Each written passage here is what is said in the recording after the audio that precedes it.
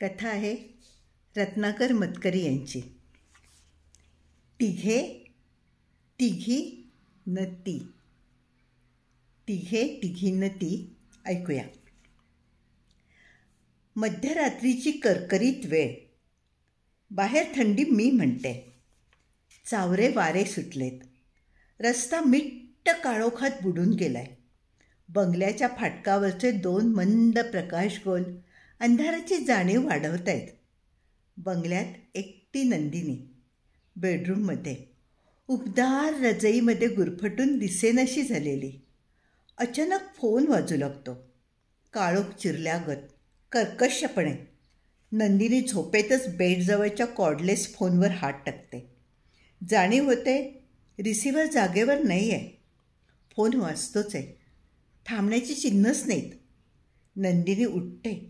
झोपेत चालल्यासारखीच हॉलमध्ये येते. कॉर्डलेस तिथेच पडलेला होता. तो उचलते आणि झोपाळू आवाजात म्हणते, हॅलो हॅलो. स्त्रीचा आवाज येतो, दूरवरून यावा तसा, तरीही स्पष्ट. मिसेस रामदास का बोलते? माफ करा, तुम्हाला झोपेतून उठवलं, पण जागं करण्यासाठीच फोन केला आहे. मला नाही समजलं, काय म्हणताय? तुमचा नवरा बाहेर गेला आहे, तुम्हाला एकटं सोडून. कामाला गेले आहेत ते. त्यात काय, बऱ्याचदा जातात त्यांच्या मित्रांबरोबर मजा करायला. नाही, कामालाच जातात. आज एका जपानी उद्योगपतीबरोबर भेट ठरली आहे त्यांची कंपनीच्या कामासाठी. फोनवर हसण्याचा आवाज. किती भोळ्या आहात नंदिनीबाई, की खरंच काय ते माहीत असूनही हा भोळेपणाचा बुरखा पांघरलाय स्वतःलाच फसवण्यासाठी. काय म्हणायचं आहे तुम्हाला? तुम्हाला माहीत असेल किंवा नसेल, पण ते तिघेही खंडाळ्याच्या ग्रीन व्ह्यू हॉटेलमध्ये या क्षणी मजा मारत आहेत. बरोबर 2 मुली आहेत. मुली? हो. कधीकधी 3 असतात, कधीकधी 2, तर कधीकधी 1च. काय बोलतेस तू हे? विकृत आहेत ते तिघे. आपल्या बायकांबरोबर त्यांची सगळी हौस भागत नाही, म्हणून तर अधूनमधून खंडाळा, लोणावळा, महाबळेश्वर असं करावं लागतं. बिझनेस मीटिंग्ज आहेत अशा थापा मारून पळावं लागतं. माझा नाही विश्वास बसत. ठीक आहे, नका विश्वास ठेवू. मी सांगण्याचं काम केलं. पुरावा काय? तो आपल्या. तू कोण? Hello hello hello. Phone disconnect झालेला. हतबुद्ध होऊन नंदिनी बसून राहते. काळोख्या रात्री कोणीतरी असं अचानक उठवून मस्तकावर घणाचा घाव घातलेला. म्हणे जागं करण्यासाठीच फोन केला. हां मी जागी झाले, चांगलीच जागी झाले. नंदिनी उठते. हेलपाटल्यासारखी बेडरूममध्ये परत येते. घोटभर पाणी पिते. बेडवर बसते. काही वेळ बसूनच राहते, विचार करत. हे काय आहे? यातून पुढे काय होणार आहे? ही कशाची सुरुवात आहे? आजवरचा आपला सुखाचा संसार, प्रतिष्ठा, पैसा, उद्योगपतीची बायको, हे स्थान, गाड्या, बंगले, एवढं सगळं, आणि शिवाय नवऱ्याचं प्रेम, त्याची कसली भानगड, लफडं. साधी एखाद्या स्त्रीशी मैत्री देखील कधी ऐकिवत नाही. पाहण्यात तर नाहीच नाही. मग आज हे काय असं एकदम अंगावर येऊन पडलं? फुलझाडांच्या सुंदर बागेतून चालत असताना एकदम एका ताटव्यातून सापाने फडा काढावा तसं.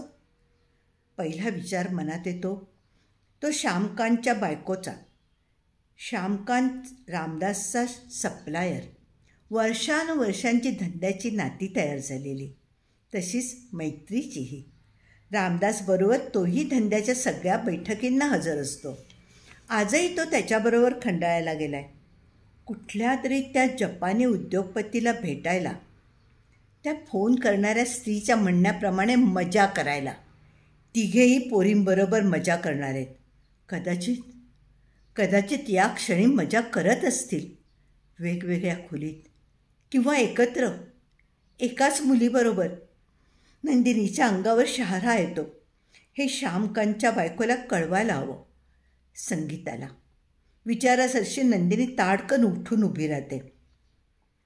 पण अशा अवेळी मध्यरात्र उलटून गेल्यानंतर तिला फोन करायचा कशासाठी? जागं करण्यासाठी? कशाला बिचारीला रात्रभर तळमळत ठेवायचं? एक आपली झोप उडाली आहे तेवढी पुरे नाही आहे का? नंदिनी बिछाण्यावर अंग टाकते. पण रात्रभरात तिचा डोळ्याला डोळा लागत नाही. केव्हा सकाळ होते आणि आपण संगीताशी बोलतो असं तिला होऊन जातो. हॅलो संगीता, अगं मी नंदिनी बोलते. आले का ग रामदास? श्याम नाही अजून आलेला. एवढ्यात नाहीच येणार. सकाळी उशिरा उठून गाडी काढतील. येईपर्यंत दुपारसुद्धा टळून जाईल. मग फोन कशासाठी केला होतास? संगीता, कुठे जातं म्हणून सांगून गेले ग श्यामकांत? अय्या तुला माहिती नाही? कोणीतरी म्हणे एक जपानी उद्योगपती, ककून इंडस्ट्रीजला फायनान्स. ते खोटं आहे संगीता. तिघेजण खंडायला गेलेत पोरींबरोबर मजा करायला. बोलतेस काय? कोणी सांगितलं तुला? काल मध्यरात्री एक फोन आला होता एका मुलीचा. ती अगदी उघडपणे म्हणाली. कोण होती ती? नाव सांगायच्या आधीच फोन ठेवला तिने. मग त्यात काही अर्थ नाही. लक्षात ठेव, असल्या निनावी फोन्सकडे आपण कधीच लक्ष द्यायचं नसतं. मिस्चिप असते का ती? आणखीन काय? बरोबर आहे ते, पण बोलणारी नुसती मिस्चिप करते असं वाटत नव्हतं. तिच्या आवाजात फसवत असल्याचा आनंद नव्हता. उलट एक प्रकारचं दर्द होतं. अगं ही तुझी कल्पना झाली. एनिवे, तिने आपल्याला धोक्याची सूचना दिली आहे. तुम्हाला जागं करण्यासाठी फोन केला असं म्हणाली. यापुढे जेव्हा हे तिघे कुठेही एकत्र जातील म्हणतील ना, तेव्हा आपण लक्ष ठेवायला हवं. बारीक सारीक सगळा तपशील विचारून घ्यायला हवा. पुरुषांना आवडत नाही ग तसं विचारलेलं. आत्तापर्यंत खूप वेळा मी प्रयत्न केला, पण जरा काही विचारलं तर उगाच काय कटकट करतेस असं म्हणून विषय बदलतो रामदास. श्यामसुद्धा तयार नसतो. धड काही सांगत नाही. त्यातून कंपनीच्या कामातलं तुला काय कळतं आहे असं म्हटलं ना की आपल्याला झक्कत गप्पच बसावं लागतं. मग ती मुलगी म्हणाली, ते खरं तर नसेल. हे तिघे आपल्याला थापा मारून. मी मैदिनीशी बोलते. महिपती असं वागत असेल तर ती स्वस्थ नाही बसायची. काय करायचं ग आता? मी बोलते म्हटलं ना मैदिनीशी. एवढ्यातच हातपाय गाळायची गरज नाही. त्यातून तो फोन खोटारडा असण्याची शक्यताच जास्त. आपलं सुख, आपल्या नवऱ्यांची हुशारी आणि त्यांचं आपल्यावरचं प्रेम पाहून जळणाऱ्या कुणीतरी केला असणार तो. आपण डिस्टर्ब झालो ना की आनंद होईल तिला, म्हणजे ती किंवा तिच्यामागे तो जो कोणी असेल ना त्याला. संध्याकाळ. महिपती दुपारीच परत आलेला.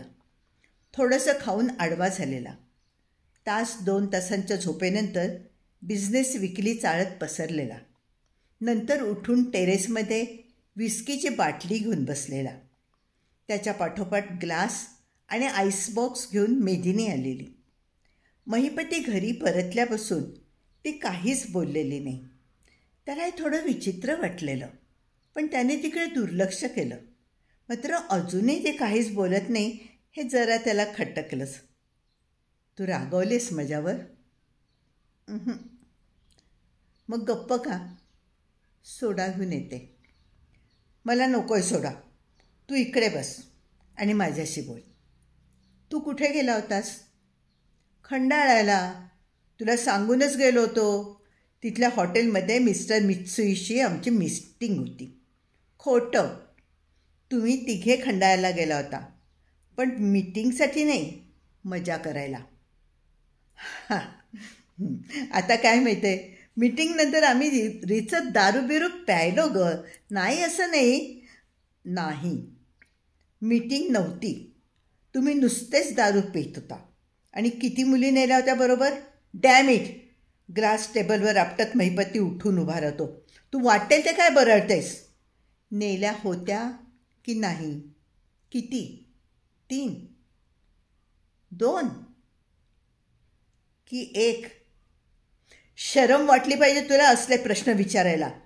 इतकी वर्ष झाली आपल्या लग्नाला, आजवर तू कधी पाहिलायस असला प्रकार? असले प्रकार कुणी पाहिल अशा रीतीने केले जात नाहीत.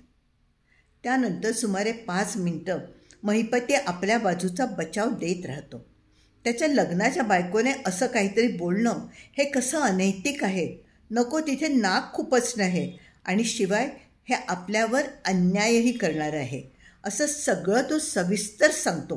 पण मेदिनी त्या माऱ्याने हटत नाही.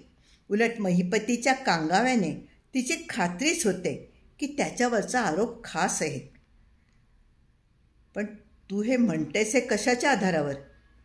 काल रात्री नंदिनीला फोन आला होता. फोन? कुणाचा? फोन करणारीने नाव नाही सांगितलं. म्हणजे बाई होती. तिने काय सांगितलं? आम्ही मज्जा करायला गेलो आहे असं. आणि नंदिनीने त्यावर विश्वास ठेवला. अगं बिझनेसमनच्या बायका तुम्हाला इतकी तरी अक्कल असायला हवी ना की हे असले निनावी फोन खोटे असतात, केवळ नवरा बायकोमध्ये भांडण लावण्यासाठी असतात. आता तू माझ्याशी भांडून माहेरी निघून जा. म्हणजे ज्या कुणी हा गलिच्छ फोन केला असेल ना तिला आनंदाच्या उकळ्या फुटतील उकळ्या. अगं ती बाई मला ओळखतसुद्धा नसेल, मग मी काय करतो हे तिला कळणं दूरच राहिलं. ती ओळखत असेल तुला ओळखत असणार.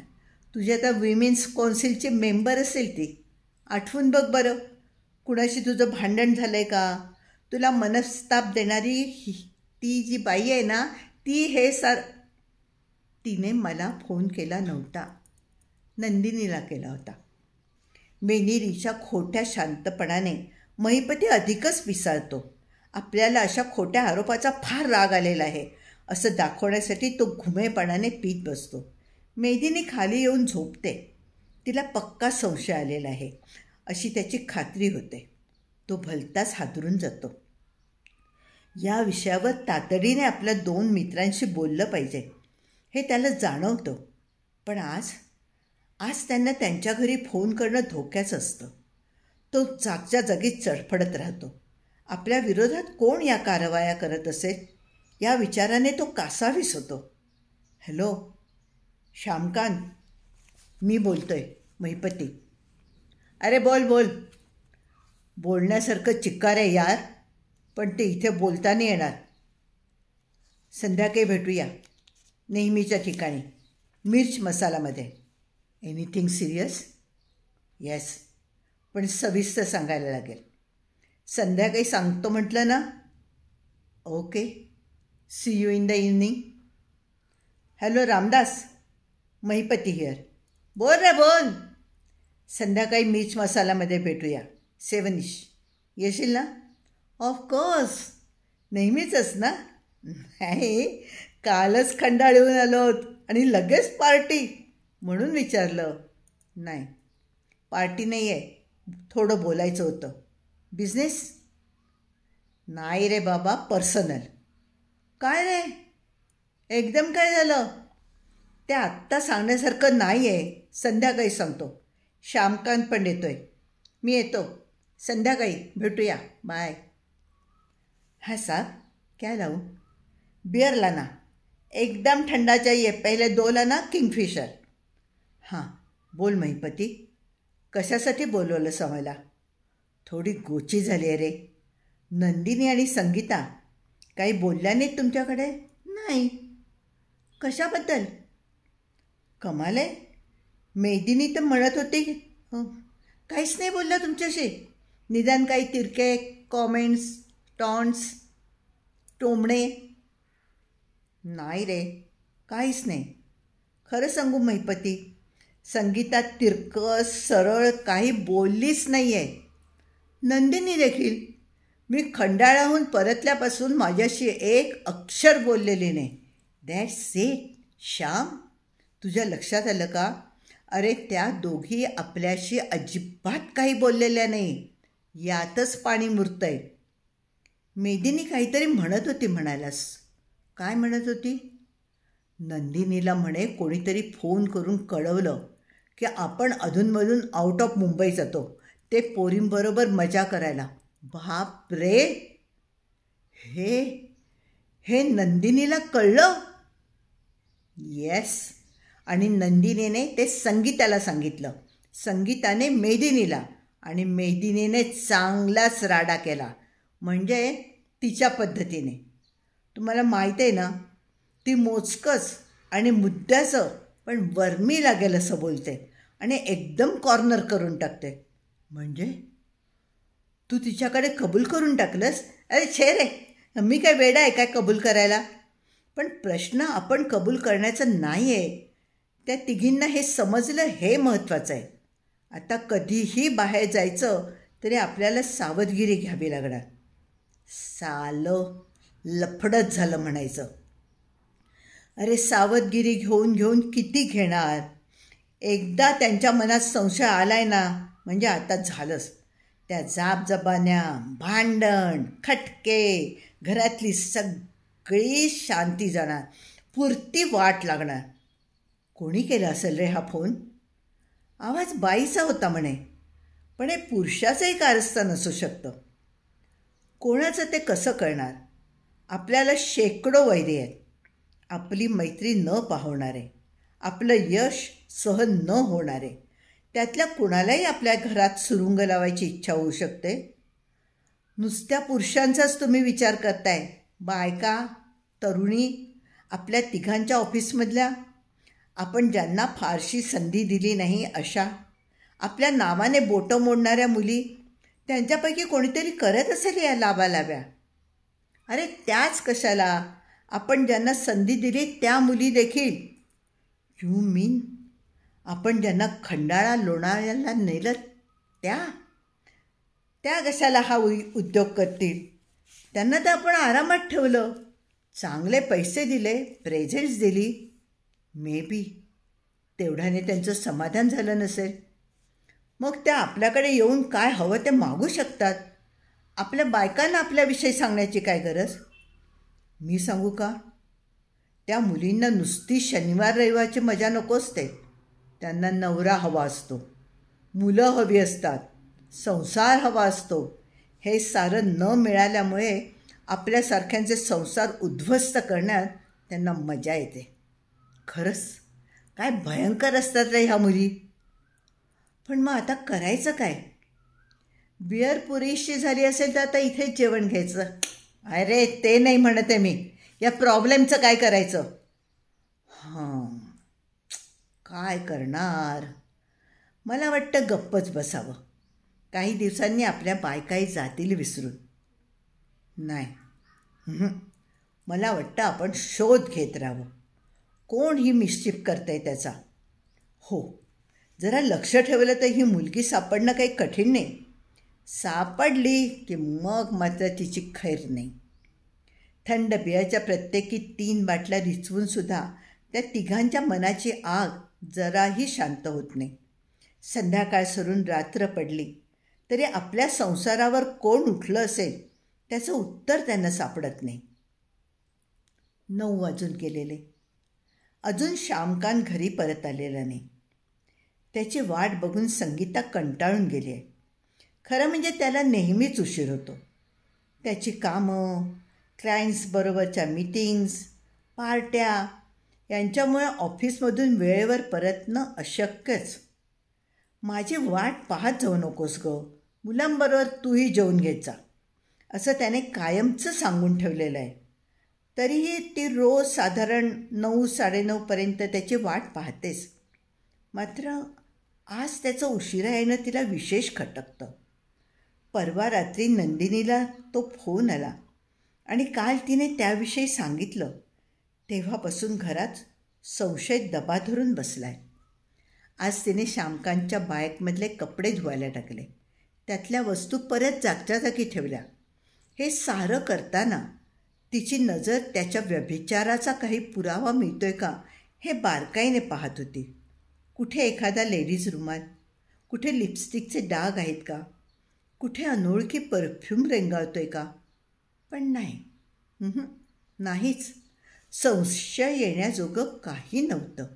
आणि तरीही संशय जात नव्हता. की नंदिनीला त्या फोनवरच्या मुलीने फक्त रामदासविषयी सांगितलं आणि तिने ते त्याच्या दोन्ही मित्रांनाही चिकटवलं.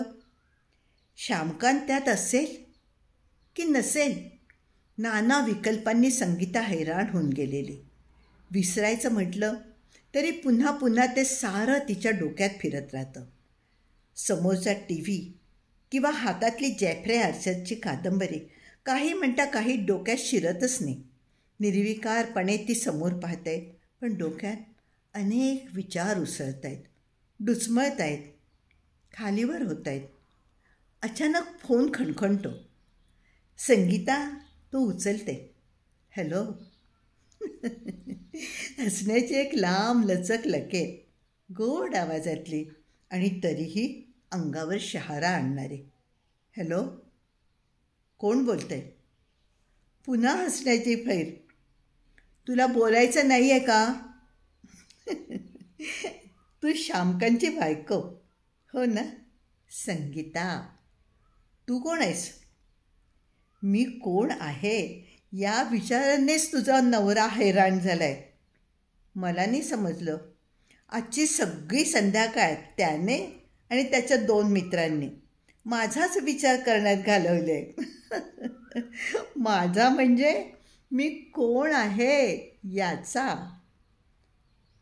तू नंदिनीला फोन केला होतास? बरोबर. बरोबर ओळखलंस. तुझं म्हणणं आमचे नवरे बाहेर खाली आहेत. त्यात विशेष काही नाही. अगं, असे बडे बिझनेसमन असतातच बाहेर खाली. त्यांना वाटतं की चैन करणं हा आपला हक्कच आहे. जसं आपण बारमध्ये जाऊन दारू पितो तसंच आपण पोरी घेऊन मजा करू शकतो. आपल्याकडे पैसा आहे आणि मुलींना पैशांची आणि चैनीचीही गरज असते. खरं म्हणजे हे तुमच्यासारख्या बिझनेसमनच्या बायकांना माहीत असायला हवं. या सगळ्यांसकटच तुम्ही आपल्या नवऱ्यांची श्रीमंती, स्टेटस वगैरे वगैरे सगळं स्वीकारलेलं असतं, हो की नाही? सगळ्याच बायका हे स्वीकारत नाहीत. काही जणी नवऱ्यांना सोडून जातात.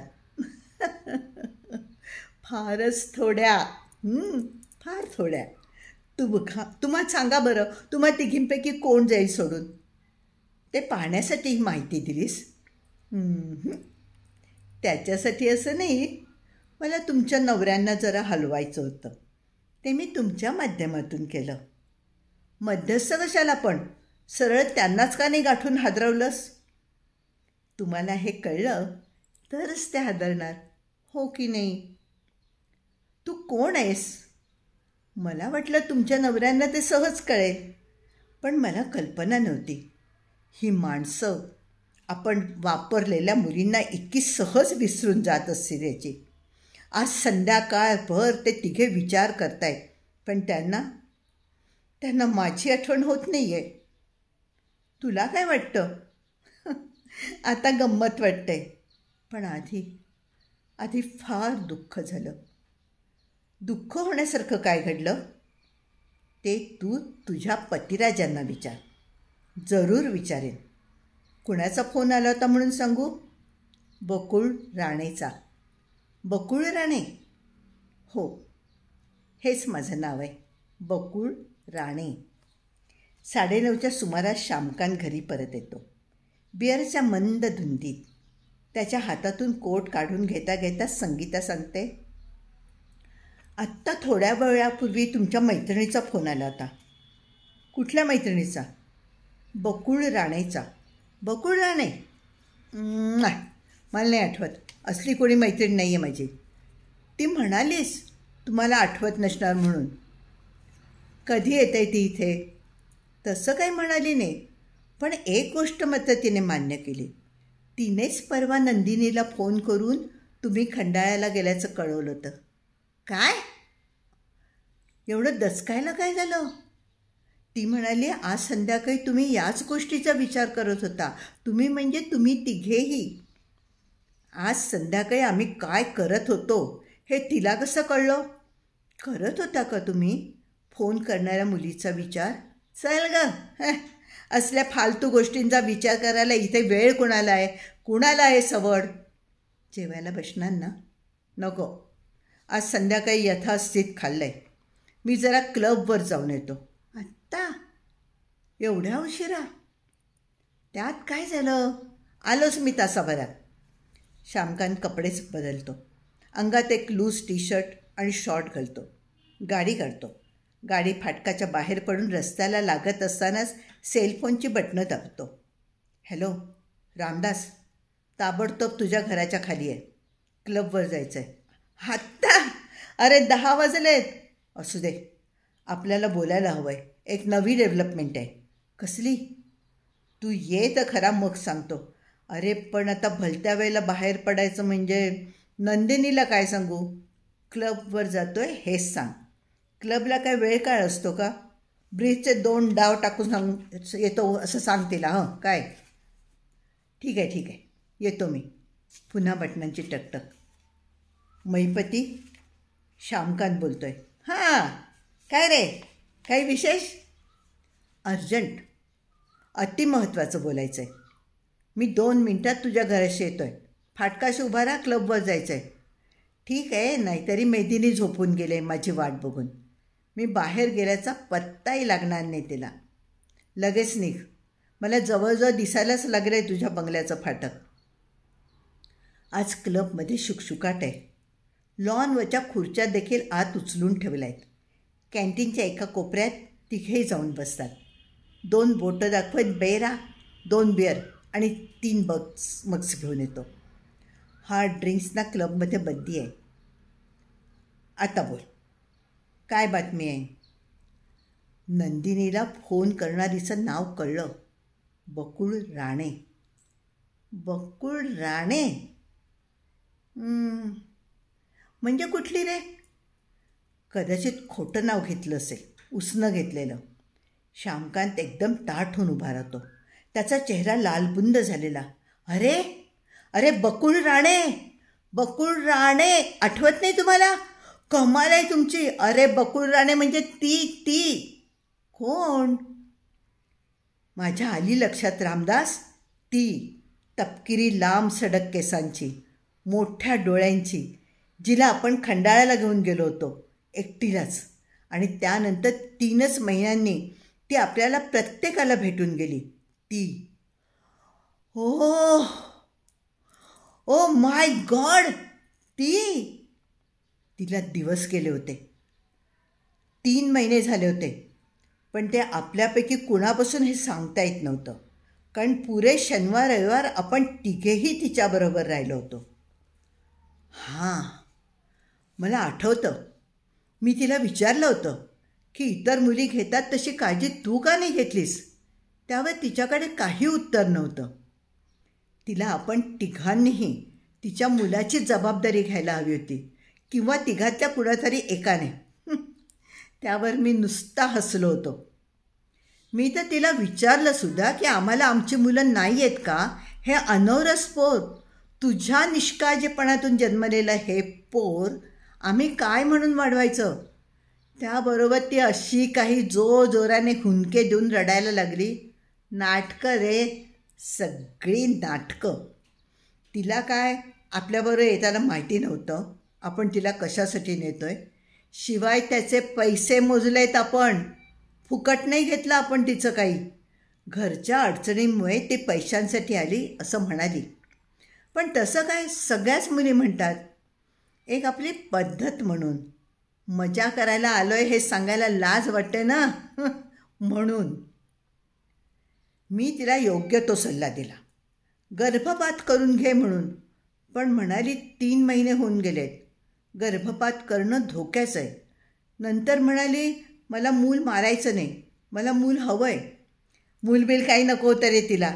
आपल्याला ब्लॅकमेल करायला बघत होती. नंतर नाही का ती धमक्यावर आली. सगळा प्रकार मी तुमच्या बायकांना सांगेन म्हणाली. तिला वाटलं आपण घाबरून तिची कायमची सोय लावून देऊ. तरी मी तिला 1 लाख रुपये देतो म्हटलं आपल्या तिघांच्याहीकडून, पण कायमचे. नंतर एक छदाम मागायचा नाही या अटीवर. पण ती तर पैशाचं नाव घ्यायला तयार नव्हती. म्हणाली असती तर 5-10 हजार वाढवून सुद्धा दिले असते. पण असल्या हट्टी मुलेपुढे आपलं काय चालणार रे? मी काढलाच त्यावर उपाय. असे चमकून बघू नका. आपल्या तिघांच्या वतीने काढला. रामदास, तुला आणि महिपती, तुलाही पटला होता तो, आठवतंय ना? वर तुम्ही म्हणालात की प्रत्येकी 17,000 काम भागतंय, म्हणजे खूपच स्वस्तात सौदा पटतोय. तोंड बंद ठेवण्यासाठी तिला लाखभर द्यायचं ठरवलं होतं. त्या मानाने तिला उडवणाऱ्या टॅक्सीवाल्याला 51,000 द्यायचे, म्हणजे कमीच ना काय? हो, पण 51,000 घेऊन त्या टॅक्सी ड्रायव्हरने 100% काम केलं, हे नक्की ना? नक्की म्हणजे? अरे इतके दिवस आपण शंका घेतली नाही, मग आत्ताच का घ्यायची? आता ही बया जिवंत आहे आणि ते आपल्या बायकांना फोन करत सुटले म्हणून. पण ही बाई, ही बाई बकुळ राणे आहे कशावरून? कशावरून? मला तर वाटतं की बकुळ राणे आपल्या मैत्रिणीकडे म्हणा किंवा नात्यातल्या कुणाकडे म्हणा स्वतःची हकीकत सांगितली असेल तिने. आणि ज्या कुणाला सांगितली ती बाई बकुळचं नाव घेऊन आपल्याला ब्लॅकमेल करायला बघत असेल. अगदी अगदी ऑब्व्हियस आहे रे हे. ऑफकोर्स. आणि खरी बकुळ राणे आता हयात नाही हे त्या बाईला माहीतच नसेल. पण मला आता अगदी चांगलं ठाऊक आहे की बकुळ राणे मेली. बकुळ राणे मेली आहे. तिच्या अंगावर गाडी घातल्यानंतर त्या टॅक्सी ड्रायव्हरनंच तिला हॉस्पिटलमध्ये पोचवलं आणि तिथने तिचं डेथ सर्टिफिकेट घेऊनच तो बाहेर पडला. त्याने मला ते दाखवलं, तेव्हाच मी राहिलेले निम्मे म्हणजे 25,000 त्याला दिले. तात्पर्य, ही बकुळ राणे फेक आहे म्हणून ती पहिल्यांदा नाव सांगायला धजली नाही. आणि नंदिनीने ऐकून घेतल्यानंतर तिचं धाडस वाढलं. खोटं नाव सांगण्या इतपत. आता सुरुवात होईल तिची बकुळ राणे म्हणून आपल्याला फोन करायला. बाकी खऱ्या बकुळ राणेला मारावं लागलं हे फार वाईट झालं रे. तिने असे घोळ केले नसते ना तर नेहमीसाठी चांगली होती ती. काय केस होते आणि काय डोळे. स्माईल पण ग्रेट होतं यार. आणि फिगर तर ओ हो, worth the money I must say. जाऊ दे रे, आता तिच्या आठवणी काढून काय फायदा आहे. या तोतया बाईला धडा कसा शिकवायचा ते आधी सांगा. सोपं आहे. तिला भेटायला यायला सांगायचं. आली की आपण तिला लगेच पोलिसात द्यायचं. पण मला नाही वाटत ती रिस्क घेईल असं. ती शक्यतोवर आपल्याला फोनवरूनच धमक्या देत राहील. ती कधीच आपल्याला भेटायला येणार नाही. कालपासून सतावणारा एक प्रश्न सुटला. या आनंदात तिघे क्लबमधून बाहेर पडले. श्यामकांतच्या सेंट्रोमध्ये बसले. हॅलो नंदिनी, रामदास नसतीलच ना घरात? नाही बाई, एवढ्या उशिरा आला हा आणि लगेच क्लबवर गेला. श्यामनेच नेलं असेल त्याला बोलावून. हो का? तसं म्हणाला नाही तो. अगं हे लोक कुठलं सगळं सांगतायत आपल्याला. पण श्याम देखील आल्या आल्या क्लबवर गेला. बहुतेक त्या तिघांची गुप्त बैठक असेल क्लबवर. कशासाठी ग? काही अंदाज? अंदाज कशाला? मला नक्की माहीत आहे. अगं तुला जिने फोन केला ना तिचा मलाही फोन आला होता आज. खरं की काय? आज नवीन काय सांगितलं तिने?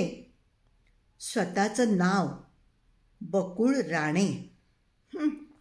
ते काय उसनं घेतलेलं देखील असू शकतं. शक्य आहे. पण नाव ऐकल्याबरोबर श्यामकांत मात्र बाहेर निघून गेला. मग काय त्याचं त्या नावाशी आहे कोण जाणे. आपल्याला तर काही हे लोक नीट सांगणार नाहीत. हो ना, खोदून खोदून विचारलं तर सांगतील, पण ते खरं असेलच असं नाही. तिघे घरी परततायत. मनावरचा भार बराच उतरलेला, त्यामुळे हास्य विनोद देखील चाललेले. श्यामकांत गाडी चालवतोय. बाहेर काळोख दाटलाय. आज अमावस्या. गाडीच्या काचा बंद आहेत. AC अगदी माफक चालू आहे. तरी थंडी भरमसाठ वाजते. अचानक श्यामकांतचा मोबाईल वाजतो. हॅलो, मी बकुळ राणे बोलते. बकुळ राणे. बोला बोला बोला Bakul Rane, what can I do for you. इथं दोघे कान टवकारून ऐकू लागतात. श्यामकांत डोळे मिचकावतो. आज आमच्या बायकांच्या ऐवजी आमच्याशी बोलण्याची कृपा कशी काय केलीत. तुमचा गैरसमज दूर करण्यासाठी. तुम्हाला वाटतं मी तुम्हाला भेटायला येणार नाही, मला तेवढं धाडस होणार नाही, असंच ना. हो, मग येशील का तू आम्हाला भेटायला. काय जो काय तुझा अकाउंट सेटल करायचा आहे ना, तो करून टाकू. काय चुकताय तुम्ही. अकाउंट तुमचा सेटल करायचा आहे आणि तो मी करणार आहे. त्याचसाठी तुम्हाला भेटायला आलं आहे मी. बघा समोर बघा. गाडीपासून अवघ्या 3 फुटांवर एक पांढरी शुभ्र आकृती अचानक उभी. तपकिरी केस, मोकळे सोडलेले, मोठे डोळे, समोर बघणारे आणि एकेकाचं सुंदर हास्य आता क्रूर झालेलं. अचानक गाडीसमोर आलेली ती पांढरी आकृती पाहून श्यामकांत भयंकर दचकतो. तिला टाळायला तो गाडी जी काही वळवतो ती एकदम रस्ता सोडून थेट बाजूच्या झाडावर जाऊन आपटते. इतकी जोरात की त्या धक्क्याने उडून ती मागे येते आणि परत पुढे जाऊन वाटेतला एक कठडा तोडून पलीकडच्या खड्ड्यात पडते. उलटी पालटी होताना भक्कन पेट घेते. महिपती काही लवकर येणार नाही अशा खात्रीने झोपी गेलेल्या मेदिनीला जाग येते. ती ऐन शांततेवर चरा ओढीत गेलेल्या धारदार फोन बेलने. हॅलो हॅलो, मी बकुळ राणे बोलते. हॅलो, म्हणजे तीच ना तू. नंदिनीला फोन केलास, संगीताला फोन केलास आणि आता तुला करते.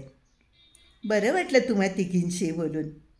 तुमच्या नवऱ्यांविषयी सांगितलं ते तुम्हाला पटलंही असेल कदाचित. पण तुम्ही तरी काय करणार. एका परीने तुम्ही असहायच आहात. मी मात्र पूर्ण मोकळी आहे. त्यांनीच मला मोकळं केलं. आता मी तुमच्यासारखी असहाय्य राहिलेली नाही. माझ्यात सामर्थ्य आलं आहे सारं पाहण्याचं, सारं समजण्याचं, मनाला हवं ते करून घेण्याचं. मग तू आम्हाला का मध्ये घालतेस. त्यांच्याशीच का नाही बोलत.